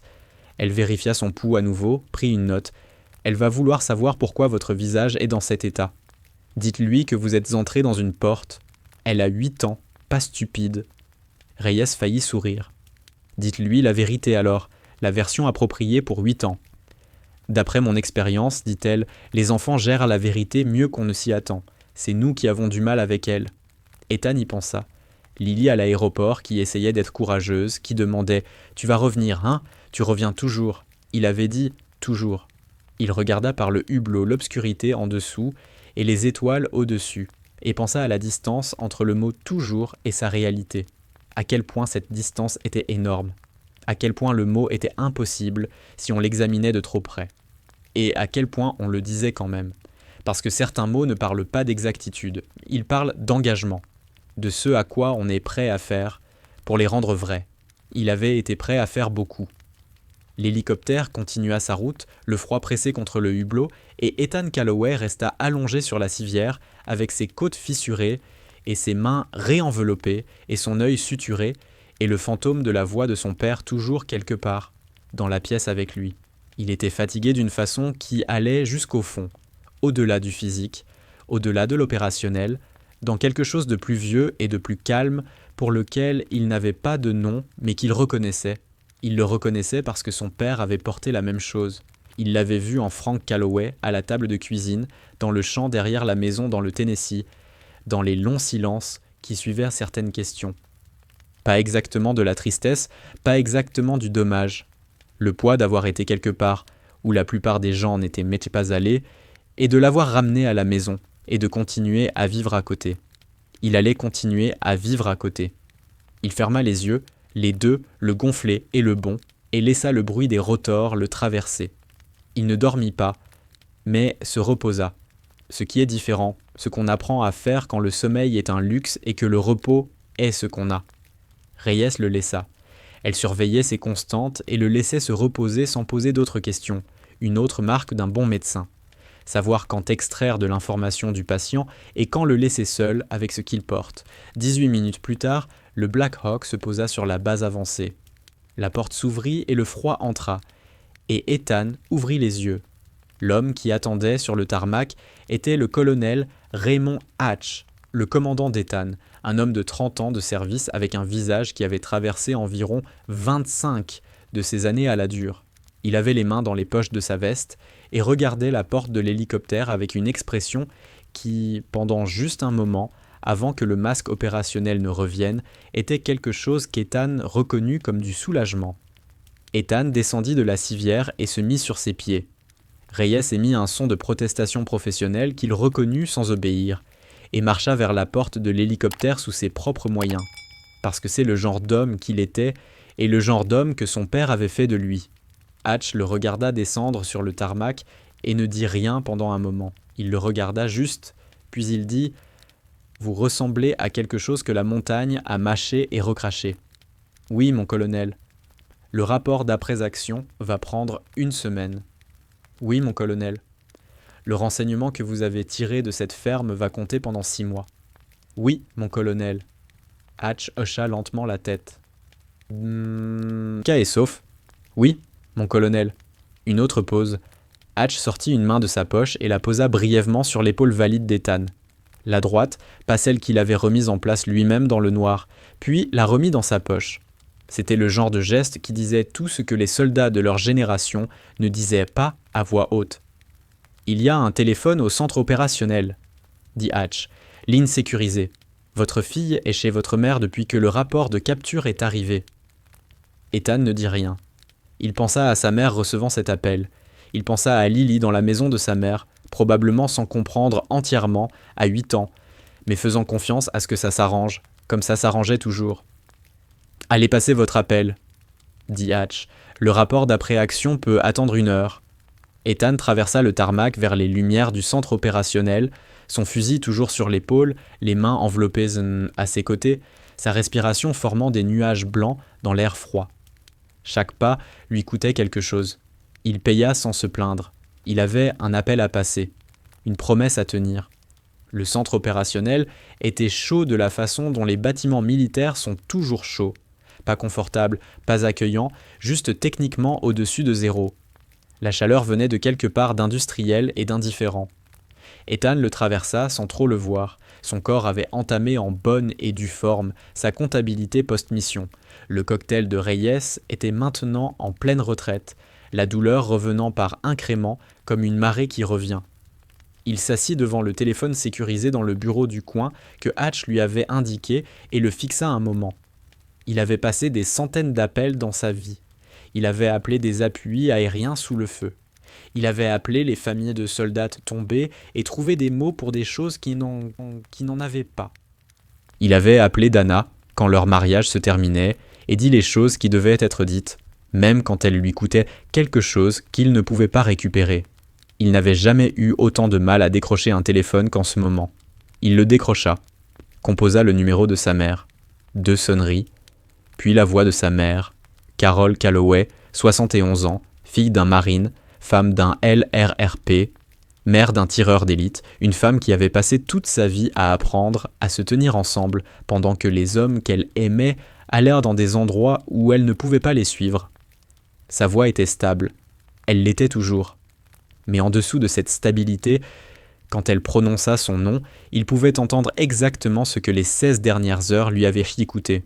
« Ethan. »« Salut maman. » Un silence, du genre qui n'est pas vide. Ils nous ont dit que le rapport de capture était arrivé hier matin. Ils ont dit... Elle s'arrêta, recommença. Ils ont dit qu'ils cherchaient. Ils m'ont trouvé. Tu es blessé ? Un peu. À quel point un peu ? Assez pour qu'ils me gardent sur quelques jours. Pas assez pour que tu t'inquiètes. Je suis ta mère, dit-elle. Je m'inquiète toujours. Ce n'est pas quelque chose que tu peux gérer. Sa voix avait cette combinaison spécifique de soulagement et de peur résiduelle qu'il y avait entendue avant, après d'autres appels. Et à chaque fois, ça lui faisait quelque chose contre lequel il ne pouvait pas s'armer, peu importe combien il essayait. Lily dort. Il est presque... Elle vérifia quelque chose, probablement l'horloge sur le mur de la cuisine, celle qui était là depuis son enfance. Il est presque 2 heures du matin ici. Ne la réveille pas, dit-il. Dis-lui juste demain matin. Dis-lui que j'ai appelé. Elle va vouloir te parler elle-même. Je sais. Je rappellerai quand je peux. Dis-lui que je... Il s'arrêta. Pensa à ce qu'il voulait transmettre à travers sa mère, à sa fille de 8 ans endormie dans la chambre d'amis de sa maison d'enfance. Dis-lui que j'ai tenu ma promesse. » Sa mère fut silencieuse un moment. « Elle saura ce que ça veut dire. »« Ouais, » dit-il, « elle saura. » Après avoir raccroché, il resta assis dans le fauteuil sans bouger. La pièce était silencieuse. À travers le mur, il entendait les sons étouffés du centre opérationnel, les échanges radio, les bottes sur le béton, la machinerie institutionnelle d'une base avancée qui tourne son cycle nocturne, des sons normaux, des sons ordinaires, le son d'un monde qui continuait, ce qui était la seule chose qu'un monde sache faire. Il pensa à son père. Frank Calloway était mort 4 ans plus tôt, janvier, un mardi, crise cardiaque rapide, de la façon dont Frank Calloway l'aurait voulu s'il avait eu le choix. Pas de longue déclinaison, pas d'effacement progressif, juste là, puis plus là. Ce qui était cohérent avec la façon dont son père s'était toujours déplacé dans le monde, décisif, propre, sans geste inutile. Ethan était entre 2 déploiements quand c'était arrivé. Il avait conduit toute la nuit pour atteindre la maison de sa mère et était arrivé à 6 heures du matin pour trouver Carol assise à la table de cuisine, les mains autour d'une tasse de café, sans la boire, juste en la tenant. Il s'était assis en face d'elle et avait tenu sa propre tasse, et ils étaient restés comme ça un long moment sans parler, ce qui était la chose la plus honnête que l'un ou l'autre pouvait faire. Il n'avait pleuré qu'une fois seul dans son pick-up. Il était resté dans l'allée de son père pendant 40 minutes et avait laissé ça arriver, parce que son père lui avait appris qu'il y avait des choses qui valaient les larmes et que les pleurer ne vous rendait pas faible. Ça vous rendait honnête. Puis il était retourné à l'intérieur aider sa mère à passer les appels. Il aurait voulu, assis dans le fauteuil du centre opérationnel avec ses mains enveloppées et son œil suturé, pouvoir passer un dernier appel, pas un long, juste assez pour entendre la voix de son père dire ce que son père aurait dit. Il savait déjà ce que ça aurait été. « Tu as résolu le problème, fiston. Rentre maintenant. » Il se poussa hors du fauteuil et alla trouver Reyes. Elle était à la salle médicale, 3 pièces plus loin, qui sentait convenablement l'antiseptique et la propreté institutionnelle. Elle leva les yeux quand il entra avec l'expression d'une femme qui avait prévu exactement cette visite.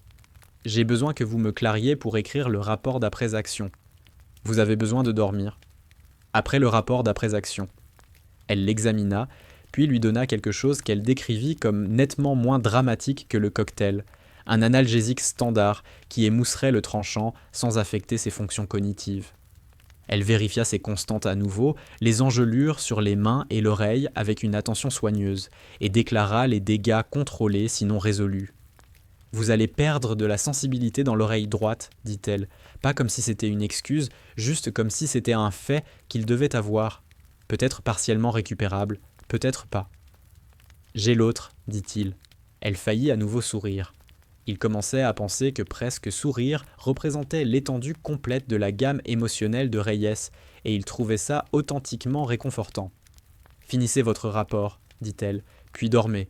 Ce n'est pas une suggestion. »« Oui, madame. » Il passa 2 heures avec un enregistreur, le capitaine Briggs, et un officier du renseignement des transmissions nommé Hargrove, qui posait des questions très spécifiques dans un ordre très précis et notait tout ce qu'Ethan disait avec l'attention concentrée d'un homme qui comprenait que les réponses allaient compter longtemps après que cette nuit serait un souvenir.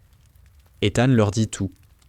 Le système de communication de l'hélicoptère, les fréquences, la structure de relais de l'élément de commandement, les positions des équipes de terrain telles qu'il les avait comprises d'après les transmissions interceptées, le rang et la fonction opérationnelle de Volkov, le schéma de chiffrement du réseau satellitaire tel qu'il avait réussi à le lire. Quand ils eurent terminé, Briggs s'appuya en arrière et regarda l'enregistreur un moment. « Ça va démanteler un réseau actif depuis 8 mois, dit-il. Ce n'était pas exactement un compliment, c'était juste un fait énoncé, ce qui était la façon appropriée de l'énoncer. « Bien, » dit Ethan. Il dormit 11 heures. Quand il se réveilla, c'était l'après-midi et sa mère avait envoyé 3 messages. Et Lily en avait envoyé un qui disait « Papa, maman a dit que tu avais tenu ta promesse. Je le savais, je t'aime. Aussi, j'ai perdu une dent. » Il le lut 2 fois, puis une 3e.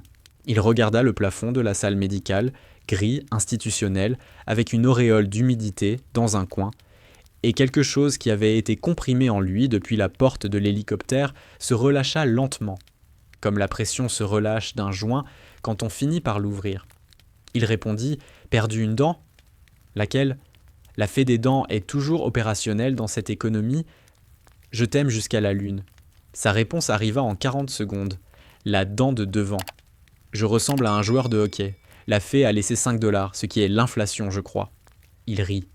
Ça lui faisait atrocement mal aux côtes. Il le fit quand même. Les jours qui suivirent à la base avancée avaient la texture particulière de l'après. Le corps qui négocie lentement son retour depuis le bord. La douleur devenant courbature, devenant raideur, devenant la douleur ordinaire de la guérison. Son épaule allait nécessiter de la rééducation. Ses côtes allaient nécessiter du temps. L'oreille était ce qu'elle était. Il rédigea des rapports, donna des briefings, répondit aux questions de gens plus haut dans la chaîne qui avaient des habilitations et des préoccupations et voulaient comprendre exactement ce qui s'était passé dans ce champ cette nuit-là. Et il leur dit ce qu'ils avaient besoin de savoir dans l'ordre où ils avaient besoin de le savoir. Le 4e jour, Hatch vint le trouver à la salle médicale où Reyes faisait un bilan de la récupération des engelures. Il avait un dossier et l'expression d'un homme qui portait une nouvelle depuis un moment. « Volkov coopère pleinement avec l'interrogatoire, » dit Hatch. « Un avocat. Ils ont fait venir un avocat, ce qui vous dit à quel point les Russes prennent ça au sérieux. Son avocat plaide les circonstances politiques, mais Volkov coopère quand même. Il posa le dossier sur le lit à côté d'Ethan. « Et il y a autre chose. » Ethan regarda le dossier. Il ne l'ouvrit pas encore. « Quoi ?» Le village. Marivka. Hatch fit une pause. Le conseil municipal a envoyé une communication par le biais du commandement régional. Ils ne connaissent pas votre nom. Ils ne savent rien de spécifique, mais ils savent que quelqu'un est intervenu. Il y avait eu du mouvement dans la zone qu'ils avaient suivie, et ils savent que rien ne leur est arrivé. Autre pause. Ils ont envoyé une lettre. Elle est dans le dossier. Ethan l'ouvrit. La lettre était manuscrite, traduite de l'ukrainien, une demi-page, en langage simple. Elle parlait des enfants du village. Elle parlait de l'école. Elle se terminait par une phrase que le traducteur avait rendue ainsi. « Nous ne savons pas qui a tenu pour nous, mais nous savons que quelqu'un l'a fait. Nous ne l'oublierons pas. » Il referma le dossier. Il pensa aux 43 enfants, dans une école à Louhansk, et à l'officier des transmissions qui appelait leurs coordonnées, et au neveu qui avait cru en quelque chose de faux, et au colonel qui le savait depuis 2 ans sans le dire à personne, jusqu'à ce qu'un homme dans la neige lui pose la bonne question. Il pensa au tir qu'il n'avait pas pris, celui qu'il avait maintenu sur la poitrine de Volkov avec les réticules stables et le rythme cardiaque en dessous de 60 et chaque condition technique d'un tir de neutralisation rempli et dépassé. Et il avait bougé les réticules de 15 cm vers la gauche et mis la balle dans la radio à la place, parce qu'un colonel mort ne donne pas d'ordre de cesser le feu et qu'un homme mort ne peut pas décider qui il est. Le bon choix. Il le savait alors. Il le savait encore plus complètement maintenant. Encore une chose, dit Hatch, il avait l'expression d'un homme qui était dans l'armée depuis assez longtemps pour savoir que certaines choses nécessitent une pause avant d'être dites. La recommandation pour la Medal of Honor est remontée dans la chaîne ce matin. Je veux que vous sachiez que ce n'est pas moi qui l'ai initiée. Elle vient de Briggs, de l'équipe renseignement des transmissions et du commandement régional, basée sur le renseignement de Marivka seul, avant même qu'ils aient eu le rapport complet. Ethan ne dit rien. Je vous le dis parce que je veux que vous l'entendiez de moi avant que ça devienne officiel, et parce que je veux que vous compreniez ce que ça signifie dans ce contexte. Ce n'est pas pour les tirs que vous avez faits. Hatch le regarda calmement. C'est pour celui que vous n'avez pas fait. Ethan pensa à ça longtemps après le départ de Hatch. Il y pensa à la salle médicale, et il y pensa dans le transport vers la maison. Et il y pensa dans l'avion commercial de Francfort à Nashville, assis côté hublot en civil, le bras en écharpe et une casquette rabattue bas contre la reconnaissance pour laquelle il n'était pas encore prêt. Regardant l'Atlantique en dessous et essayant de trouver les mots pour quelque chose qui n'en avait pas de facile. Son père était revenu du Vietnam sans médaille. Il était revenu avec ses jambes et la majeure partie de son esprit et la précision de parole qu'Ethan avait mis des années à comprendre. Ce n'était pas de la distance, c'était la discipline d'un homme qui avait appris à ne dire que ce qui devait être dit. « Frank Calloway n'avait jamais parlé de vaillance. Il parlait de responsabilité, il parlait des hommes à côté de vous et des gens derrière vous et de la chose entre laquelle vous vous teniez. Il parlait de ne jamais abandonner. Ethan n'avait pas abandonné. Il était tombé de 250 mètres avec les poignets liés, des côtes fissurées et une épaule luxée. Et il n'avait pas abandonné. Il avait allongé dans la neige pendant des heures et saigné et souffert et tenu le terrain et n'avait pas abandonné. Il avait eu un homme dans son réticule et fait le choix le plus difficile et n'avait pas abandonné. Il avait parlé à un colonel à travers un champ obscur et entendu quelque chose d'humain dans la voix et y avait répondu honnêtement et n'avait pas abandonné. Il regarda les nuages en dessous par le hublot et pensa « C'est à quoi ça ressemble, papa ?» C'est ce que tu essayais de me dire. Il comprenait maintenant. L'aéroport international de Nashville était bruyant et lumineux et sentait le café et le kérosène et l'urgence accumulée de milliers de personnes qui allaient quelque part où elles devaient être.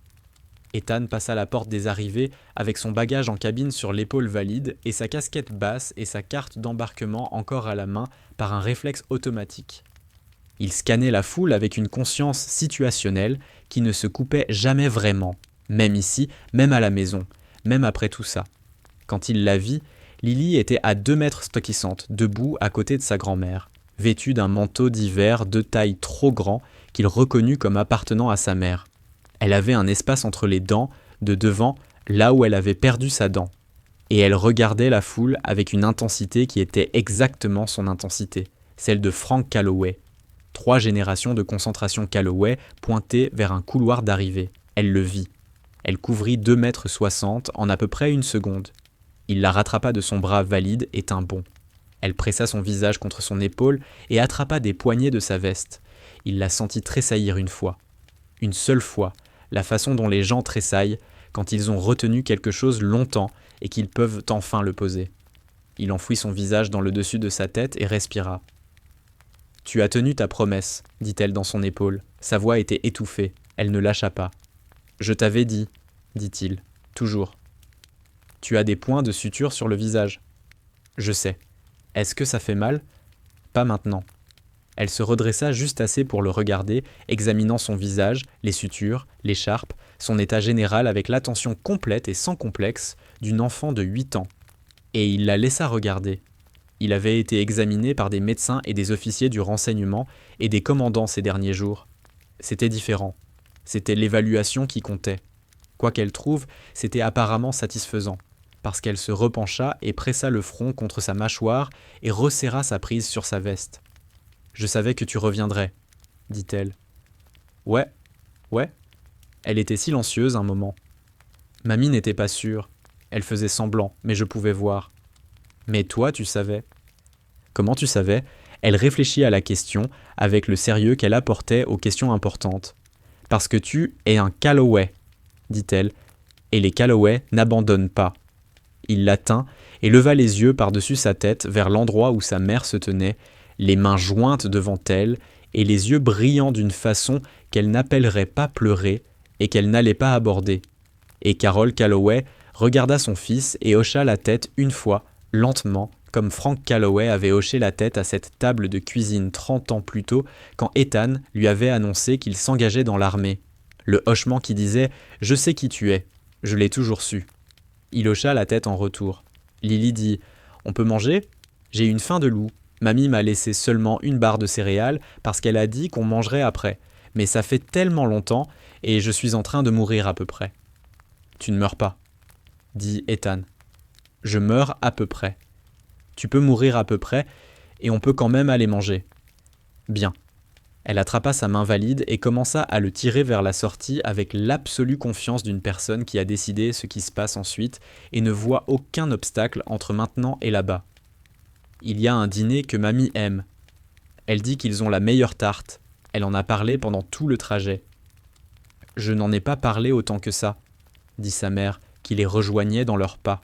« Mamie, tu en as parlé 4 fois. La tarte est très bonne. » Ethan marcha entre elles deux à travers l'aéroport lumineux et bruyant, sa mère à sa gauche, sa fille tirant sa main à sa droite, et laissa les sons de l'endroit le traverser. Les annonces, les valises à roulettes, les conversations en une douzaine de langues, le bruit ordinaire d'un monde qui va qu'à ses affaires ordinaires. Ses côtes faisaient mal, son épaule faisait mal, son oreille allait probablement faire mal sous une forme ou une autre pour le reste de sa vie. Il était à la maison. Il pensa à la neige et au noir et au tir qu'il avait maintenu 3 secondes avec le rythme cardiaque en dessous de 60 et choisi de ne pas prendre. Il pensa à Volkov debout au bord de la lumière, les mains à ses côtés, prenant une décision sur qui il était. Il pensa à Zhukov qui disait « Mon fils s'appelle Misha », de la façon dont un homme dit une prière. Il pensa à la lettre de Marivka. Nous ne savons pas qui a tenu pour nous, mais nous savons que quelqu'un l'a fait. Et l'école à Louhansk, qui avait 43 enfants, et la voix de son père dans l'air gelé entre la porte de l'hélicoptère et la neige. Certaines choses dont on ne se détourne pas. Pas parce que quelqu'un l'ordonnait, pas parce que les probabilités favorisèrent d'arrester. Parce que l'homme qu'il était, l'homme que son père avait bâti, l'homme qu'il construisait pour la fille qui tirait sa main vers la sortie, cet homme ne se détournait pas. Cet homme se tenait dans l'obscurité entre les gens qui avaient besoin de protection et ceux qui venaient pour eux. Et il tenait le terrain. Et il n'abandonnait pas. C'était la leçon. Ça l'avait toujours été. Son père la lui avait enseignée sans mots, dans un champ derrière la maison, dans le Tennessee, avec des canettes sur une clôture dans la lumière d'août. Et Ethan l'avait portée à travers l'Irak et la Syrie, et une porte d'hélicoptère à 250 mètres, et un champ de neige dans le noir, et un appel à sa mère, et une lettre d'un village qui ne connaîtrait jamais son nom.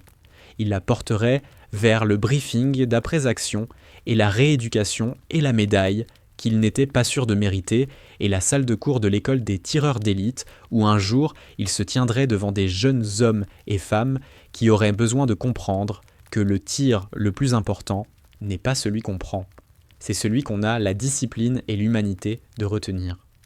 Lily poussa la porte de sortie, et l'air froid de Nashville entra, et elle se retourna et lui sourit avec l'espace entre ses dents, de devant, et dit « Allez, papa, la tarte n'attendra pas éternellement. » Ethan Calloway sortit dans le froid et la lumière et le monde ordinaire, irremplaçable, et il n'abandonna pas, et il n'abandonnerait jamais.